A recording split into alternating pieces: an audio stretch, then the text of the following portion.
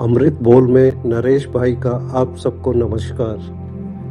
हिंदू धर्म में त्रिदेव ब्रह्मा, विष्णु, महेश सृष्टि के मुख्य कार्य जैसे कि सृजन, पालन और संहार का उत्तरदायित्व निभाते हैं। इनमें ब्रह्मा जी को सृष्टि का रचयिता माना गया है। वह पूरी सृष्टि की उत्पत्ति करते हैं, लेकिन आपने ब्रह्मा जी की आराधना करते हुए बहुत कम लोगों को देखा होगा और शायद ब्रह्मा जी के मंदिर भी नहीं देखे होंगे। आइए सनातन धर्म में छुपे इन रहस्यों के बारे में जानते हैं। इन रहस्यों की जानकारी सृष्टि की उत्पत्ति और महाप्रलय की घटनाओं में छुपी है। हमारे ऋषि मुनियों द्वारा बताया गया है कि हमारी यह सृष्टि कोई पहली सृष्टि नहीं है। इससे पहले भी अनगिनत बार सृष्टि और ब्रह्मांड बने और अनगिनत बार महाप्रलय होने पर मिट गए।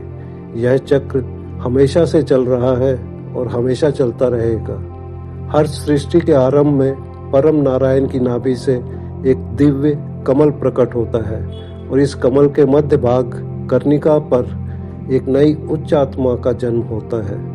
यह वही आत्मा होती है जिसने अपने अनेक पिछले जन्मों में अत्यधिक तप, ज्ञान और वैराग्य से ब्रह्मा जी का स्थान प्राप्त करने की योग्यता अर्जित की होती है।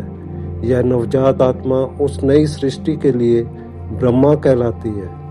इस नई आत्मा के जन्म लेते ही परमात्मा उन्हें सृष्टि रचना का ज्ञान और वेदों का ज्ञान प्रदान करते हैं और इसी ज्ञान को आधार मानकर नए ब्रह्मा जी सृष्टि की रचना करते हैं। ब्रह्मा जी की कुल आयु 100 ब्रह्मा वर्ष की होती है, जो लगभग 311 खरब, जी हाँ, करोड़ या अरब नहीं बल्कि 311 खरब मानव वर्षों के बराबर है।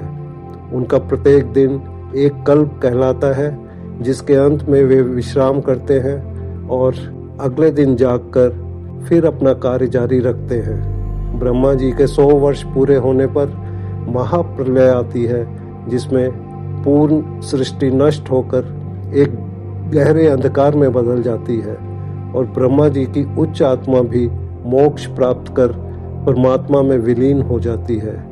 हर महाप्रलय में सबसे पहले अग्नि तत्व द्वारा सभी लोग भस्म कर दिए जाते हैं और फिर जल तत्व की वृद्धि शुरू होती है।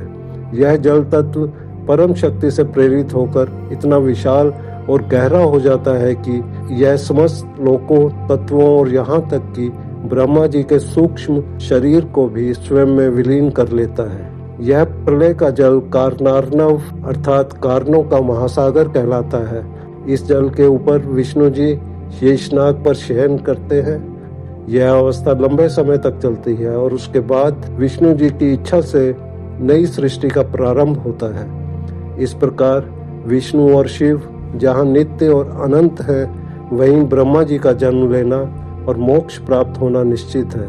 हर नई सृष्टि में नए ब्रह्मा जन्म लेते हैं और महाप्रलय में मोक्ष प्राप्त कर नारायण में विलीन हो जाते हैं। ब्रह्मा जी का विष्णु और महेश की तरह अनंत ना होना ही उनकी कम आराधना का सबसे बड़ा रहस्य है। जय सनातन धर्म।